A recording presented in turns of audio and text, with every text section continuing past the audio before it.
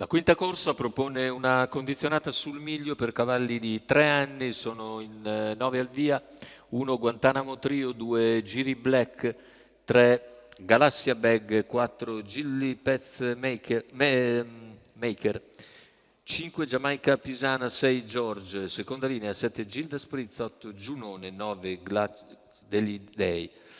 Favori del pronostico in chiusura, praticamente sulla stessa linea per Guantanamo Trio e George, numeri 1 e 6 dello schieramento. Macchina che stacca, parte piano, poi sbaglia George, mentre Guantanamo Trio mantiene il vantaggio dello steccato contro Giri Black, che rimane per il momento all'esterno. Numero Poi c'è 1 l'errore Guantanamo di Trio, Guantanamo Trio e squalificato. Giri Black così sfila in testa nei confronti di Giunone, che parte molto bene dalla seconda linea. Primi 200 in 14 netto, in terza posizione Glauce degli Dei, che ha colto a sua volta eccellente partenza da dietro. Numero 6 George, Figura in terza squalificato. posizione alla corda, la squalifica invece per Giorgi. E così sulla seconda piegata non cambia nulla tatticamente, con Giri Black, Giunone, Glauce degli Dei nelle prime 3 posizioni, poi Glauce esce in anticipo su Gilda Spritz all'altezza dei 600 in 45 e 8. In vantaggio Giri Black, seconda posizione per Giunone, all'esterno si avvicina comunque Glauce degli Dei ed è seguita nell'azione da Gilda Spritz, alla corda c'è Galassia Beck, poi gli altri leggermente più discosti, con tentativo di Gilda Spritz di rientrare.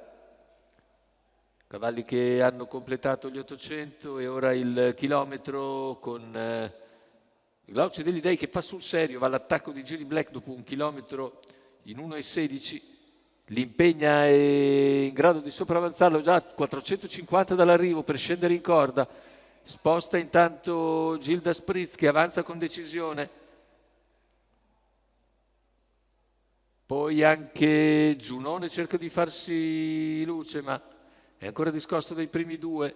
Glauce degli Dei e Gilda Spritz alle prese al completamento della piegata. Più indietro è Giunone. Gli altri tagliati fuori, lo scatto di Giunone all'interno, quello di Gilda Spritz a centropista, finale con Giunone all'interno, Giunone che passa e vince nei confronti di Gilda Spritz.